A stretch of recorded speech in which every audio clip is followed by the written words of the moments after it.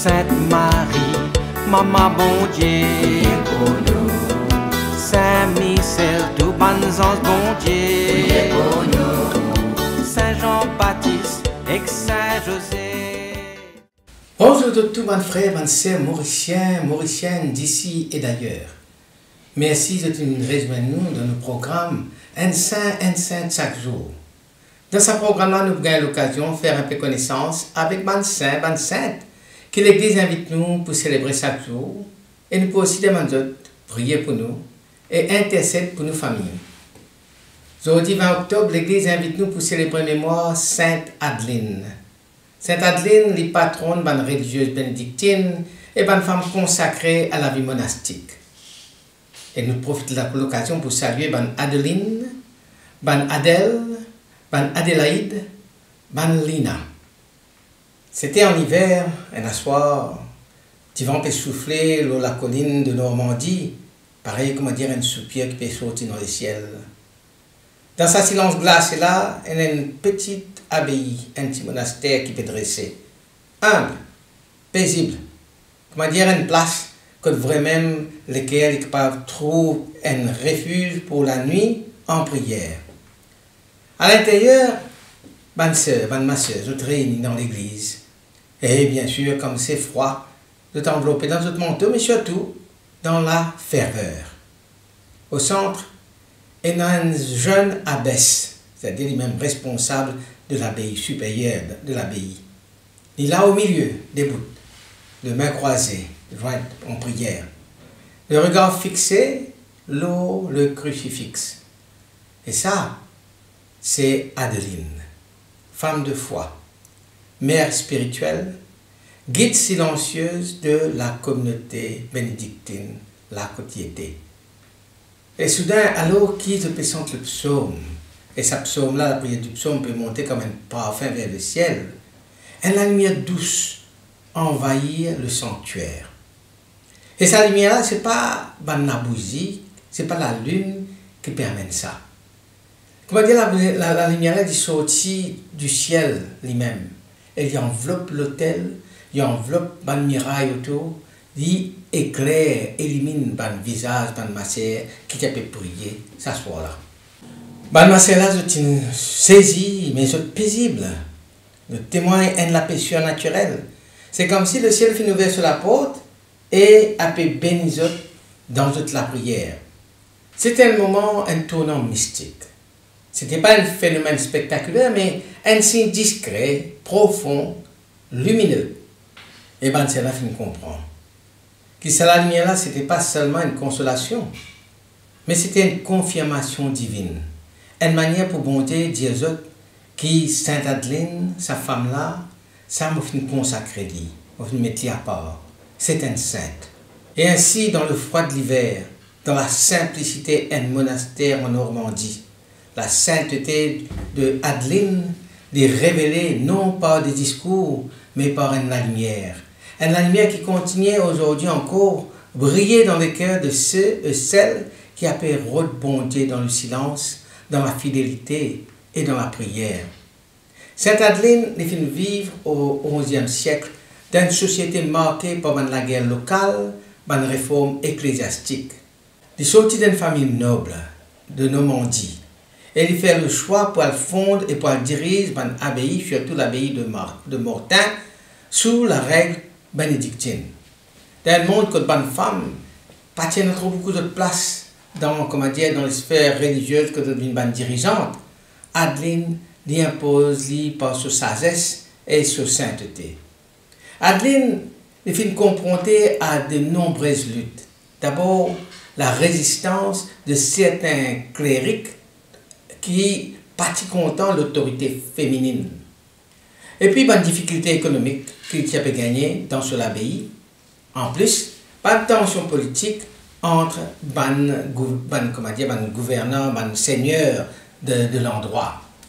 Malgré cela, il finit rester fidèle à sa mission, c'est-à-dire offrir un lieu de prière, d'étude et de charité. Une anecdote célèbre qu'il a racontée, de dire comme ça qu'il vend tout sur un bijou familial pour nourrir les pauvres durant une famine. et il refuse tout luxe pour lui-même. Sur l'impact immense, les films forment des générations de religieuses, les films renforcent la vie monastique féminine et les films font de sur l'abbaye un centre spirituel qui est reconnu partout. Le tournant décisif sur la vie venait quand il fait le choix radical pour renoncer à un mariage noble pour lui prendre la vie monastique. Ce choix-là, il fait dans sa jeunesse. Et bien sûr, il pas comprendre, c'est incompris par sa famille, il pas comprendre ce choix. Mais il révèle une détermination de Sainte Adeline pour suivre l'appel qui bon Dieu fin donné. Il renonce à tout et ce renoncement-là, c'est le début de la vie de service et de contemplation. La sainteté, comme nous connaissons, nous finissons trouver notre tout bon saint qui nous finit arriver nous causer jusqu'à l'aine. La sainteté n'est pas finie avec la mort. Au contraire, les rayonner, les agir et les consoler. Et Sainte Adeline, humble abbesse de Normandie, lit un témoignage vivant. Premier miracle qui finit arrivé après la mort, comme un signe qui sur intercession paraît juste aux limites de tombeau. Tiens une sœur qui est gravement malade et qui finit conduit avec foi jusqu'à la tombe. Et le temps y arrive, le tombe Sainte Adeline, les finit tous se tombent. Sa pierre froide là, non pas avec superstition, mais avec confiance. Et là, dans le silence du cloître, une guérison soudaine finit de produire. La sœur les relevait, sur le corps restauré, sur le cœur bouleversé. Sa miracle est attesté par une religieuse qui est là, par une fidèle qui est venue, et il vient un pont de convergence spirituelle. Un pèlerin commence à venir en nombre, la prière multipliée et l'abbaye vient un lieu de vénération fervente. Mais la sainteté de Sainte Adeline n'est pas révélée simplement uniquement dans la mort. De son vivant, il finit déjà manifester une proximité particulière avec bon Dieu. Tirène ce serait sévère qui menace la terre de Mortain, la côte sur l'abbaye était. Ban récolte peut perdue, ban paysan peut désespéré. Adeline, fidèle à sa vocation d'intercession, il retient pour les prier, les supplier, non pour lui-même, mais pour son peuple. Et alors le ciel qui semblait fermé, il ouvert sur la porte et la pluie commence à tomber. Et la pluie douce, bienfaisante, et il arrose tout ça dans le champ qui finit desséché pendant la sécheresse-là. La terre là, le sauvé, le cœur apaisé, et sa miracle-là est interprété comme une réponse divine à la prière, une âme pure, une bénédiction sur la région entière grâce à l'intercession de Adeline. Ça deux événements-là, ça deux miracles-là, un dans la lumière de la vie, l'autre dans la paix de la mort, je témoigne une sainteté active, une intercession puissante, une présence maternelle. Sainte Adeline n'est pas une figure du passé lointain. Elle est une amie du ciel, une protectrice des âmes simples, une source de consolation pour ceux qui peuvent souffrir. Et aujourd'hui encore, ceux qui prient avec la foi devant ce tombeau ou invoquent ce nom dans la détresse, de découvrir que la sainteté de Sainte Adeline n'a pas mort, jamais mort. Il continue à agir, il continue à guérir, il continue à semer l'amour autour de lui. Sainte Adeline, il y a peu cause aujourd'hui, non pas par un discours, mais par la force silencieuse sur la vie. Dans l'époque troublée, quand le monde appelle désespérément rôde un sens, une compréhension, période de la justice, période de la paix intérieure, témoignage Sainte Adeline résonne comme la voix douce mais ferme. Elle est une femme de prière, une femme de service, une femme de courage.